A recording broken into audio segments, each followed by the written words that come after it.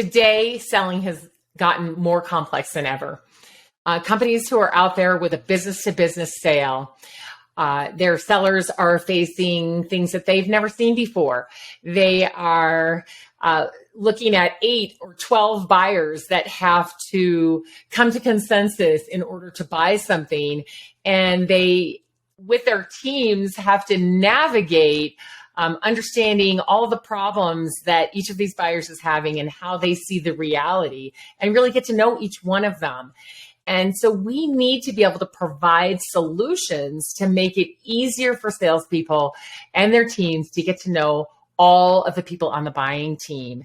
And that's why I'm excited now to have Usman on the show with me, because he is the founder of XIQ, a company that simplifies things for the sellers in this very complex environment that we're in today.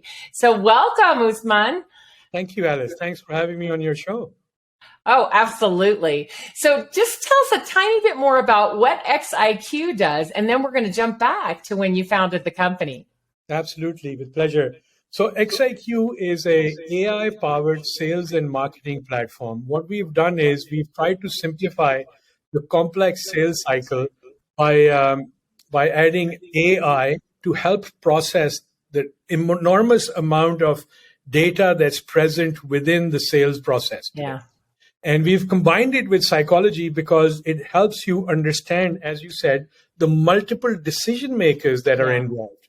And today we have a platform called XIQ, Multiply Your Intelligence, that helps you do sales and marketing in one SaaS-based platform that's easy to use, it's very intuitive, and is being applied by a lot of companies to simplify their complex sales process. Wow. So think back to about 4 years ago when you decided to start this company. You weren't in sales. What were you doing, and how did you get this idea? Why did it become so important that you had to start a business around it? Absolutely. So I was with SAP, the world's largest B2B software company. And my role, I played many different roles with them. I was originally hired to do value engineering, which is the ability to identify and build a business use case that justifies investment in software and technology.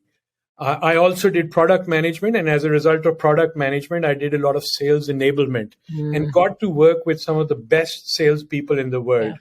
What I realized, Alice, was that only about 3 to 5% of the salespeople were really the top creed in their business, and the motivation was that how do you take the wisdom of these top 3% and how do you make it available to the rest of the organization to be able to upskill and upgrade their capabilities? And that's what motivated me, is like, how can we democratize this information, this wisdom, this value that the top sales guys are bringing to their sales channels? How can we bring that across? And that's what motivated me to form XIQ. Wow. All right. So you decided to start, and did you have a co-founder, or did you just get out there on your own? What happened? I was super motivated. I could not wait for a co-founder. I did it on my own. I went and found some initial seed investment, we literally started with about 5 developers and myself, and we've been growing since then. So yeah, pretty much a vision I had that I had to kind of get out there and start building on my own.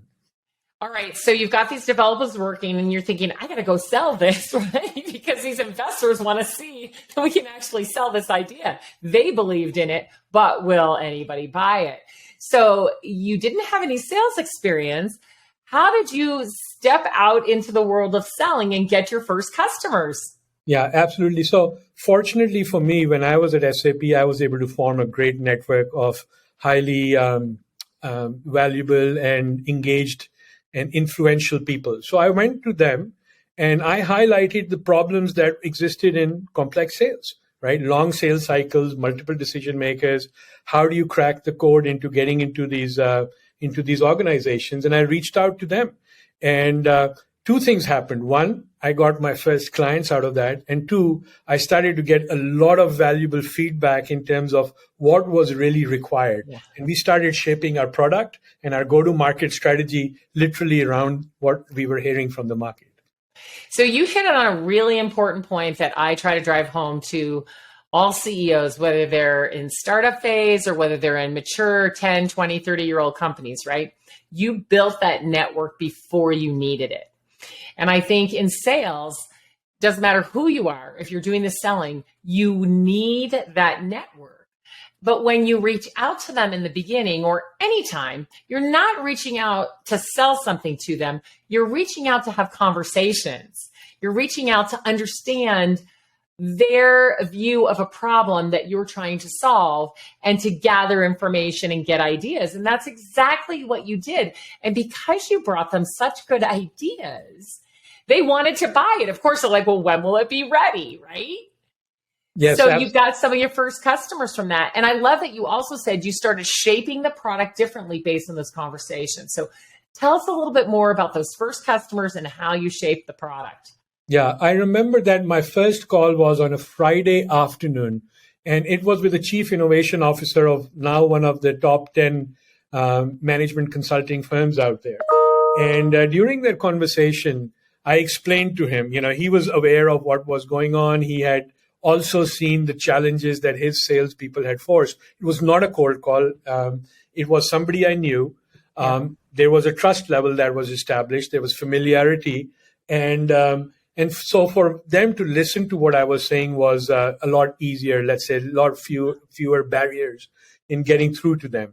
And as we started talking and I started explaining my vision, which was to be able to, tap into this enormous amount of data that's out there, that's relevant to sales, but humanly, it's not possible to analyze and bring in, it started ringing bells, right? And they said immediately, literally on Friday afternoon, Alice, I made a call. That person was flying in from New York to the Silicon Valley on Monday. We had breakfast on Monday. Wow. 30 minutes into that breakfast, my first deal was closed, right? Wow. And then they turned me on to the larger organization. They made me an entrepreneur in residence within their company, even though I was an outsider.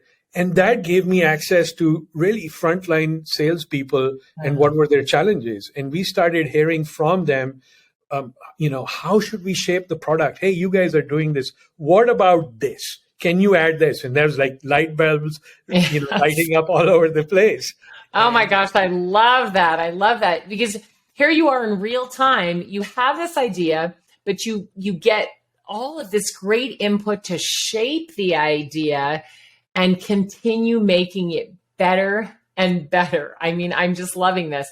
All right. So you had one sale and then you got to be an entrepreneur in residence, which is fantastic. How did you get your next customers? How did you continue to grow sales? Did you go out and hire a sales team? What did you do? Not as yet. I mean, we took me about a year or so to get to my first salesperson. We were literally, as I told you, 5 people. So building the product, hiring a product manager. We have at SAP and been trained to be customer focused. Right? Yes. It's very customer centric, customer focused organization. So it was very clear to me that listening to what the customers had to say, addressing their key pain points, and being able to bring novelty, innovation to how traditional problems were solved was super, super important. So that's how we did. I reached out to this person. I gained more confidence in talking and reaching out to other people within my network. And soon, within a couple of months, we had 4 or 5 customers and we had 4 or 5 companies giving us really, really great input in terms of what was happening. What also happened is, Alice, that we started to see that there were similar pain points and requirements across different companies. So it was very easy for us to start prioritizing what needed to be done next. And that's how we grew, really hands-on involved, talking to people, talking to end users, bringing the product team along with me, the one client success person we had, bringing them into the conversations so that we could start really giving them the complete experience, right? Yeah, truly a founder-led sales approach, which works so well in the beginning. But, it's a mystery to me why CEOs ever let go of that, because they have so much power to gather an audience and intrigue them, make them curious, have conversations with them. But somehow when CEOs, start to think, okay, we need more sales, they start to grow a sales team, a sales organization. Maybe it's direct, maybe it's indirect. They start doing other kinds of things to get that sales revenue, and they get further and further away from the sale. And what we know is that founder-led sales is so powerful. And I really believe it should continue forever. The CEOs have such an important role in sales, in being a chief lead generator, being out there on the internet, being on podcasts like you are, writing articles or having someone write articles for them by interviewing them and getting their thought leadership on their topic out there. And yet so many times I see them drop that after they get to be 10, even after 5 years, but definitely after 10 years, they're just not doing it anymore. So I guess I'm saying this for all the CEOs listening. This is so important, and it works. It works better than having SDRs dialing for dollars, trying to get appointments, because CEOs, founders can break down barriers because they're just going to have conversations. They're not going to try to sell anything. So it's really a beautiful thing that you're doing that and continue to do that. So kind of fast forward us to where you are today. You're about 4 years in. You've got quite a few customers now, and things are looking a little different. The product is solid. It's out there. It's working, and you've got it in many different industries. So tell us about what's happening now with sales and how you continue to grow. Yeah. So the philosophy, which is what you talk about, right? The CEO mentality and the philosophy that has to transcend into the sales organization is super important to us. Yeah. And really understand, that customer focus is not just about being polite and nice and responsive to customers, but it's really being able to understand, put yourselves into the shoes of what the client is actually experiencing, what the challenges they're experiencing. So that's what we look for as we hire new salespeople. And believe me, Alice, that's a challenge in itself. Maybe we'll talk about a little bit, but being able to hire the right mindset, right? It's not about selling. Sales is not about selling anymore. It's about educating. It's about having the conversation. And through that conversation, you place the ideas and you receive the ideas. And it's that interaction of ideas that leads to the transformative understanding that your clients need to have about how your solution can really alter and change the path and direction of their company. So we are a sales and marketing platform, and sales and marketing is a very, very important piece of every company. If you don't have sales and marketing, you don't really have a company. But people are anchored, tied down into the traditional point sales solutions that have been put out there, right?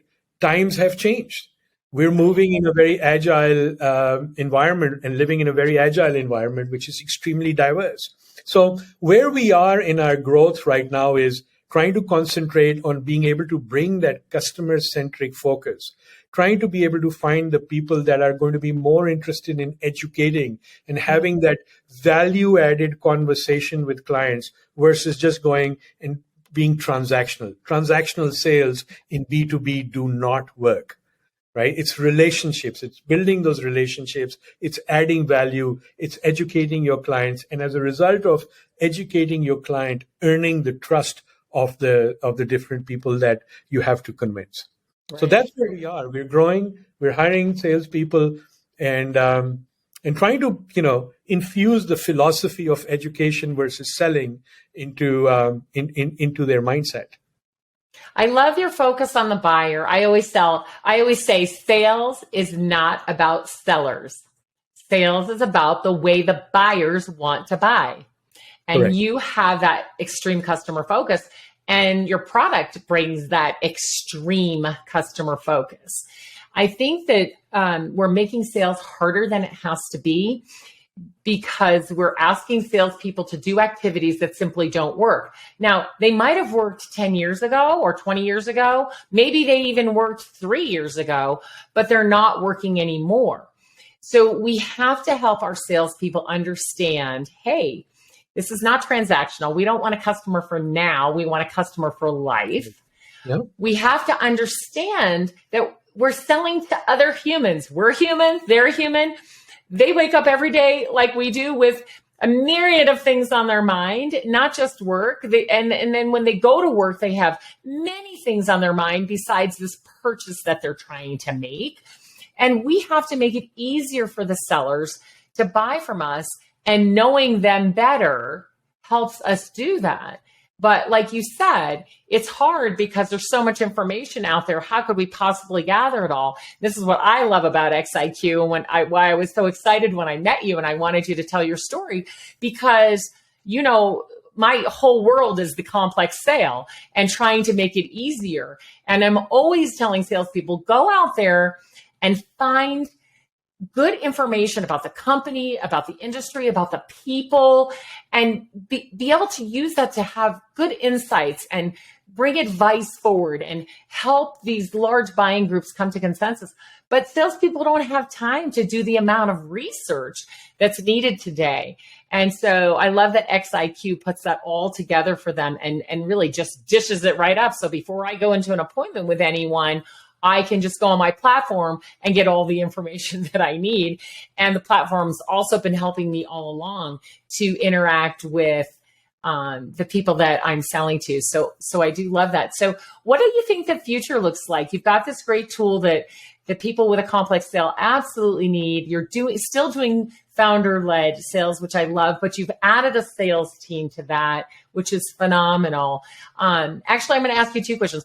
The first one is, as you continue to grow this sales organization that can help with the selling, what is your role now today? I mean, earlier on, you were doing everything, but now your role has changed because the company's matured. So what's your role as the CEO in sales today?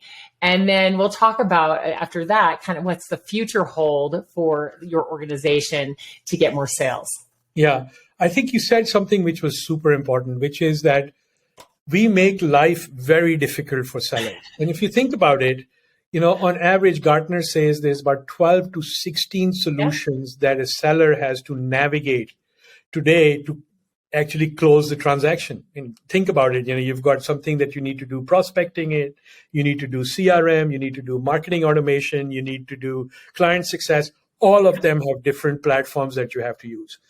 I believe it's like 10 to 15% of the time is only spent on sales related activities, right, whereas the rest of the time is being spent on learning, training, mastering these solutions that you have to have. So we take sales guys and we put them into becoming tool jockeys, right? And that tool jockey just takes a lot of time. And people think this is really valuable because I've got visibility into what my sales team is doing. Incorrect. That is not correct. You've got to give them more time. And to your point, you know, making it easier for them to be able to research, because research is so important. Two things, right? Knowing the person. As you said, it's about people selling to people and people buying from people they trust, right? So how do we attain that in a scalable manner, right? So you've got to be equipped with the right information. That is very, very important, because that is the currency of earning trust. If I share with you, even like a gossip, hey, Alice, did you know that there was going to be a new CEO or a new CMO?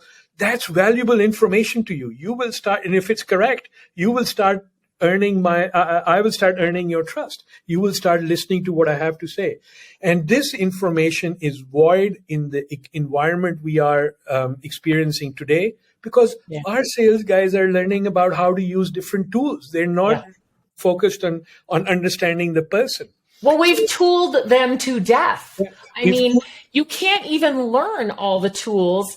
And what I notice is that salespeople are using like 1/10 of the power of each of the tools that they have, and they don't even know these tools can relieve them of some activity and reduce time on things, you know, that could allow them to have more time for selling.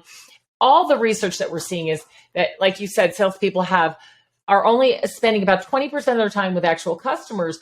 80% of their job is doing so many other things. And if we could get them from like 20% to 50%, oh my gosh, your sales would go up surely, exponentially. What if you could get them to 70% of their time talking to people who can buy from them, having conversations, bringing insights, moving deals forward? That would be amazing.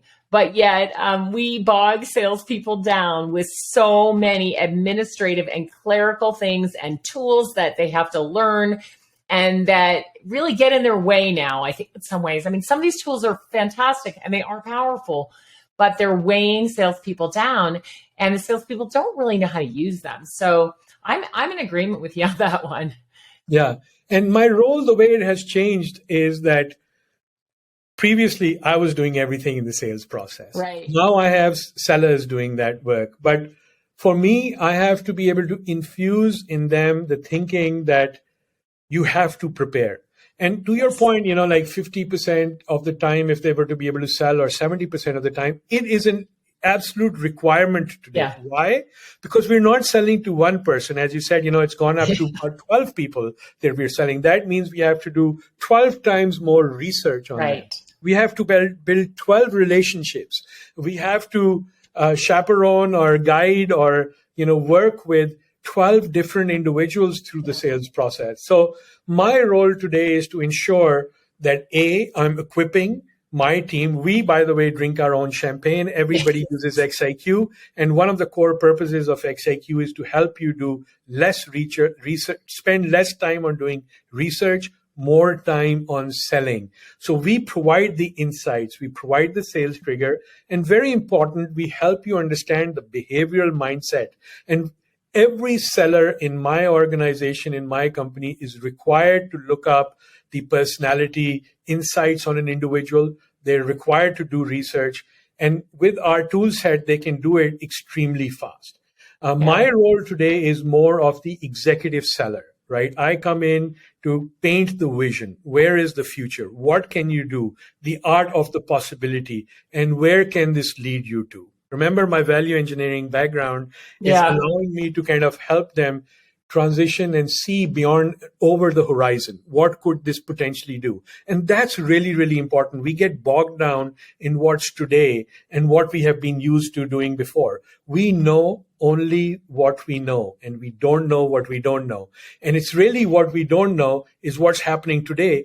AI is extremely transformative, and AI is extremely misunderstood on the one hand, and it is not being used. It's not being used in a pragmatic way in sales and marketing. It's being used to automate some of the old traditional processes. You can't do that. You've got to think of new ways of using AI to help you. The process of selling, the human interaction has not changed. It's how and the time span within which you can sell, that's really changed. And that's where our platform comes in, and that's where my role is transitioning, is to help the salespeople, my salespeople, understand how they can shrink that time, how they can get better value, how they can become more customer focused. And I come in to help the customer see beyond and over the horizon with what our technology can do for them. Yeah, I love that you're still opening doors and coming in there with a bigger picture and the vision, not selling anything. And I really believe that our company leaders, not just CEOs, other company leaders can do the same thing. They can open the doors and bring in that bigger vision and the value. And then the salespeople can do their job because now they have an interested person or group of people that they can carry on with. So you've opened the door, they understand, and the customer understands, and then the salesperson can move that deal forward and close it. So I always say, sales leaders, CEOs, you shouldn't be out there closing deals for your salespeople. They should do that themselves. They should know how to do that, or you train them to do that. You should be opening the doors and guiding and helping when the insight that only you have needs to be provided. And so I love that you're doing that. So how many salespeople do you have right now? And how do people find you, right? What's the buyer's journey? How do they find you and then end up talking to a salesperson? And, what does that look like? What does that whole sales organization look like?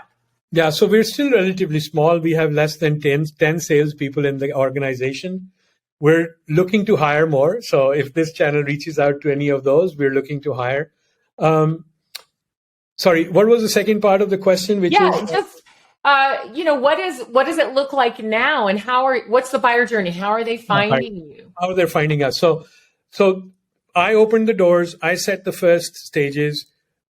Two things we're doing. We're going to still doing a lot of networking and finding individuals that can help us meet. A hot lead, an introduction is so much more valuable than a cold call. So that's number one. Just prior to your call, I was on 2 calls this morning where partners made really, really hot, warm introductions into their networks. And that allows us to have that more mature, value-added discussion in the very first go. Pause there for a second, because I want everybody to hear this. And I probably say this on almost every podcast that I do. Wouldn't you rather have an introduction than to have to send cold messages out? I mean, come on, people, right? So work hard at using your network well to get the introductions you need. That means it's give and take. You need to make introductions too, right? But work hard to earn that right to ask for an introduction and get an introduction so that we can make sales easier and we don't have to do so much cold outreach. And the buyers don't like the cold outreach, and we don't like the cold outreach as sellers either. So these introductions are so important. So I love that you're building that influencer network that can help you get those introductions. Absolutely. I get cold call. I got a cold call yesterday. They said, I need just 1 minute of your time. I said, okay, you've got 1 minute. They said, the first sentence was they repeated what I did. I said, yes, I know that's what I do. And 2, how do you go about getting leads? And I said, well, sorry, I'm going to have to hang up because you didn't do your research. You don't know what we do. Right. That's our business. Yeah. And you didn't spend the time to find that out. So that's your cold call right there. Right. And it ends up that way. Whereas a warm introduction, the prospect already knows what they're getting themselves into, why they're talking. It's been introduced by an influencer and somebody they trust. Yeah, they've transferred the credibility. They've said, I trust this person. I'm asking you to trust this person because, and they give you entree, right? And then it's up to you whether you lose that credibility right away or keep it. If you do with that, typical sales call, just not intriguing, not talking about the right things, not asking a question to get started that is something other than, buy my product, right? Then you're not going to get anywhere. So you definitely, once you get that introduction, you got to use it well, right? And it's got to be all about the other person, not about you. And again, that's where the research comes in that XIQ can provide, because I know what to talk to this person about because of the research, but also because the person who introduced me set me up and told me what they were interested in. Absolutely. And, winning trust is super important. And that's what that warm introduction does actually, is that, as you said, it's the transfer of credibility across.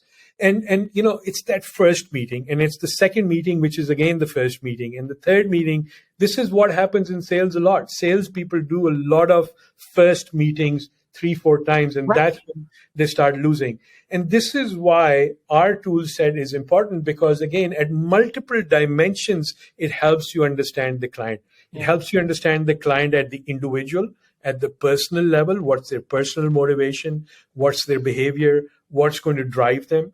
It helps them understand them at the company level. What are the wheels that are in motion within the company? And it helps them understand that company within the context of their competitors and within the industry. All these dimensions in B2B complex sales, again, that's the area that we operate in. These are essential must-haves for B2B sellers, right? And it is so difficult, if you think about it, if you don't have one single place to go to. This information is fragmented, distributed, and so much data that is all over, humanly impossible to assess, analyze, and action on, right? Yeah. So this is where our tool comes in, and it fits into helping that salesperson avoid having that first meeting. And how many meetings have you had where they come in, talk about the weather, they make this small talk, and you're like, my team is super busy, it's super important. I can't be having this. I know what the weather is like outside. I know what happened in this sports team last night. You're not going to win any brownie points by doing that. But if you tell me, hey, this is how I can help you. This is what are your problems. If you can identify those pain points quickly and then keep moving the ball forward, I will have a much greater chance of succeeding in convincing them.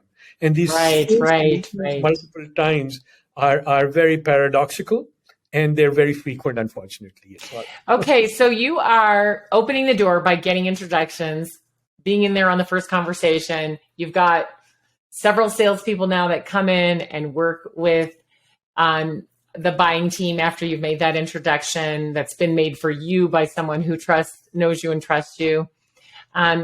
What is coming next? So are you building more of a sales team? Are you looking, maybe you're going to hire a sales leader next? Maybe you want to do more of an internet approach with more SEO. What's coming next to grow your sales? Yeah. So for us, we are going to build a small sales organization. I think it's good to have that close in, but we are increasingly leaning towards partnerships and channels. This is, again, to your point, right? People that are already selling into accounts that are established there, if we can convince them and we can highlight the value, it's a lot easier for us to be introduced into that account because we have a framework, or let me flip it around. The customer has a reason, or the prospect has a reason as to why they're talking to us, number one. And two, we have a framework as to why we're talking to. We're not having that consultative selling approach anymore where like, hit and trial, what's going on, asking questions. That is so yesterday, right? That we come in and we start asking them all these questions and then start trying to diagnose. It's so much easier. It's so much more important that we go in knowing what the reality on the ground is and come in as value-added partners to help them advance their causes, right? So, right. It's more of a collaboration than a consultation because I don't know everything, but I do need to bring you important insights that can help us collaborate and help us move forward together. Yeah. And then product-led selling is very, very important to us. If we don't have a quality product, it's useless. However many introductions are made to us, it will fall flat. And to your point earlier about customer lifetime, customers for lifetime, you don't build that if you have a one-hit product. So you simply can't, right? So us getting involved with customers, so helping them solve their business problems is super important. And our partners are going to play a big role in that. And now the referral network, right? People that are transitioning 4 years in, people that were working in company A are now working in company B or company C now. Yeah. And fortunately for us, because we have a very unique, innovative, and intuitive product, they are taking our product from company A to B to C. And this is starting to happen. So we want to, again, take that formula of succeeding, scale it through a partner network.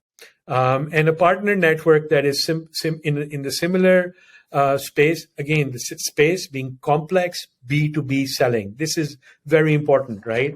And I want to say something on that, right? Because I don't know I know you talk a lot about complex sales, but what is a complex sale, right? Let me just kind of highlight that as well. Yeah. So, and what has XIQ done for that complex? So it's long. It takes a long time to do a high ticket dollar value sale. And so in that time period, a lot of people change. A lot of events occur that change the situation. So news and sales triggers and market research becomes a very important factor. And Alice, what I say is I've kind of put a formula together that the speed with which you can respond to events that are happening in the market is equally proportional to the trusted relationship that you will build. So let me repeat that again, just so that people can understand. The speed with which you respond to what's happening is going to be proportional to the relationship you're going to build. Because if I'm the first person to take that news out to you, you're going to start relying on me coming back with that news. So that long sales cycle is very important. And XIQ, again, helps you get the most current news and information. Secondly, too much data. Right? There's so much data. You've got LinkedIn, you've got Twitter, you've got Instagram, you've got corporate website, you've got investor relations, you've got annual reports. You've got too much data out there, right? You've got the financial industry kind of the Wall Street talking about companies. How do you analyze it? It's humanly not possible. So AI comes in to play that role. And then it's about people.